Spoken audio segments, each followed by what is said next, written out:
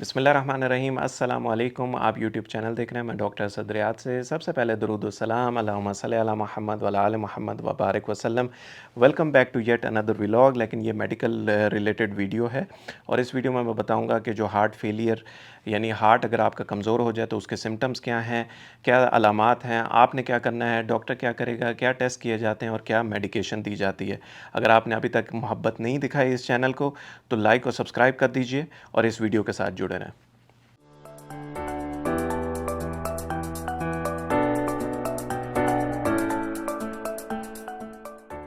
तो सबसे पहले मैं आपको बता दूं कि हार्ट फेलियर होता क्या है। आपको पता है हार्ट का काम ये होता है कि हमारे जिस्म में हार्ट जो है वो खून को पंप करता है। उसका काम यह है कि जिस्म के जितने भी ऑर्गन्स हैं, जितने भी अज़ा हैं, वहाँ तक खून पहुँचाना हार्ट का काम होता है।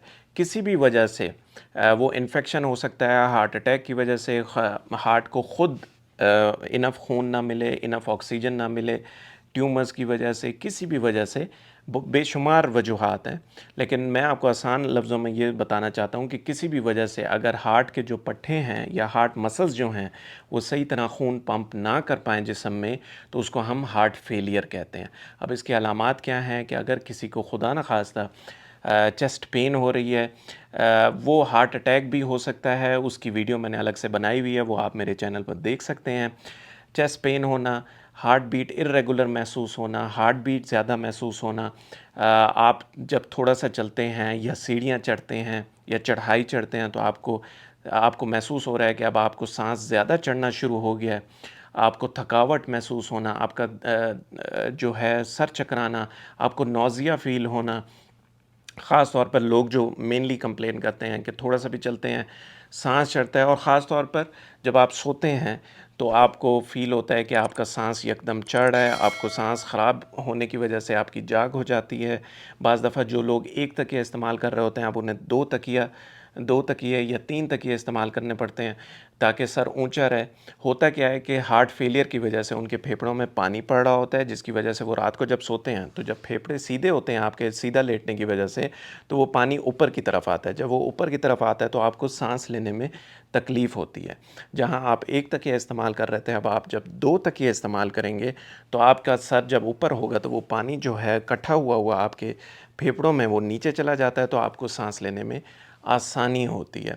तो ये एक सिम्टम होता है हार्ट फेलियर का। उसके अलावा अगर आपको महसूस हो कि हाथ पे सोजिश हो रही है, पाँव पे सोजिश हो रही है या चेहरे पे सोजिश हो रही है, जिस्म के मुख्तलिफ़ हिस्सों में सोजिश हो रही है, पेट में पानी भर जाता है बाज़ दफ़ा हार्ट फेलियर के सीवियर केसेस में, तो ये सारे सिम्टम्स हार्ट फेलियर के हो सकते हैं। तो आपने क्या करना है, सीधा जाना है डॉक्टर के पास, इमरजेंसी में जाएँ या ओपीडी में जाएँ डिपेंडिंग ऑन योर केस। वहाँ पर होगा क्या, सबसे पहले आपकी ईसीजी की जाएगी ये देखने के लिए कि कोई आपकी आर्टरी तो ब्लॉक नहीं है, जिसको हम हार्ट अटैक कहते हैं, इस्कीमिया कहते हैं, कि मतलब हार्ट तक सही तरह खून पहुंच रहा है कि नहीं पहुंच रहा। उसके अलावा आपकी इको की जाएगी, इकोकार्डियोग्राफी। आसान लफ्ज़ों में जो लोग नहीं समझते उनको मैं बता दूं कि आपके हार्ट का अल्ट्रासाउंड किया जाएगा।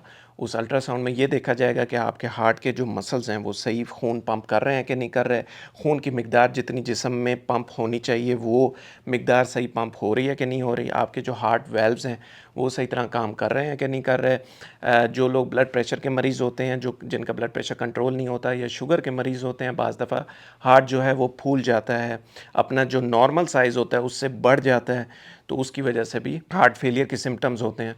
तो ये सब ईको पे पता चल जाता है। आपके कार्डियक एंजाइम्स मतलब हार्ट के जो एंजाइम्स होते हैं, हार्ट की आप आसान लफ्ज़ों में कह लें कि हार्ट की जो प्रोटीन होती है, जो उसकी दीवारों में प्रोटीन होती है, एंजाइम्स होते हैं, वो उसको टेस्ट किया जाता है कि हार्ट के अगर किसी भी दीवार को या हार्ट की मसल्स को किसी को भी नुकसान पहुंचता है किसी भी वजह से, तो आपके खून के अंदर उस एंजाइम की मिकदार बढ़ जाती है, जिसको हम ट्रोपोनिन कहते हैं, क्रिएटिनिन काइनेज कहते हैं।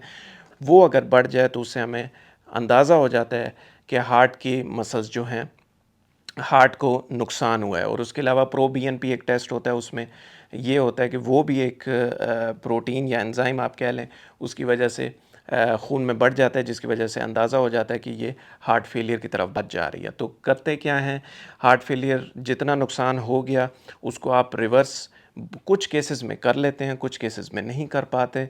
और होता क्या है कि इसकी प्रोग्रेशन को रोका जाता है। कुछ ऐसी दवाइयाँ दी जाती हैं जिससे दिल की धड़कन कंट्रोल की जाती है। आपके हार्ट के जो स्ट्रक्चर है, मसल्स हैं, उनको कंट्रोल करने के लिए कुछ दवाइयाँ दी जाती हैं, एस इनहिबिटर्स हैं। आसान लफ्ज़ों में दवाइयाँ दी जाती हैं और उससे आपकी प्रोग्रेशन को रोका जाता है।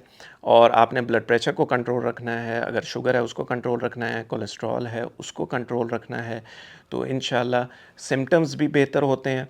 और बाज़ दफ़ा अगर इस हार्ट फेलियर की जो वजह है वो आपकी इस्कीमिया है, मतलब खून सही तरह आपके हार्ट को नहीं मिल रहा, आपकी आर्टरीज़ ब्लॉक हैं, तो एंजियोग्राफी की जाती है। और एंजियोग्राफी में अगर आपकी आर्टरीज़ ब्लॉक हैं तो एंजियोप्लास्टी की जाती है, स्टेंट डाला जाता है। अल्लाह ताला आपको अपने हिफ्ज़ अमान में रखे। वीडियो का मकसद ये था कि ताकि आप तक नॉलेज पहुंचाई जाए, आपको पता हो कि आपके क्या टेस्ट किए जा रहे हैं, उसका मतलब क्या है और फिर इसका इलाज क्या मुतवक्को है। उम्मीद करता हूँ ये वीडियो आपको पसंद आई होगी। इसी तरह मोहब्बत देते रहें, लाइक ज़रूर कर दीजिएगा। मिलते हैं अगले व्लॉग में। खुश रहें, आबाद रहें। अल्लाह हाफ़िज़।